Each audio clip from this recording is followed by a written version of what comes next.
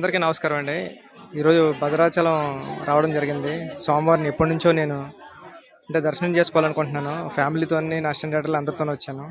కానీ next movie 'Ram Charan' గారి cinema script అది పెద్ద హిట్ అవ్వాలని స్వామివారి పాదాల దగ్గర పెట్టి కోరుకోవడం జరిగిందండి. థ్యాంక్ యూ అండి. థ్యాంక్ యూ సో మచ్ అండి. అండ్ 'ఉప్పెన' రిలీజ్ అయ్యి కూడా ఈ రోజుకి 3 సంవత్సరాలు అయిందండి. అన్ఎక్స్‌పెక్టెడ్‌గా ఈరోజు గుడికి రావడం జరిగింది. ఇది దానికి నేషనల్ అవార్డు వచ్చింది. చాలా అవార్డ్స్ వచ్చాయి. ఈ సినిమా కూడా పెద్ద హిట్ అవ్వాలని స్వామివారిని కోరుకుని మనస్ఫూర్తిగా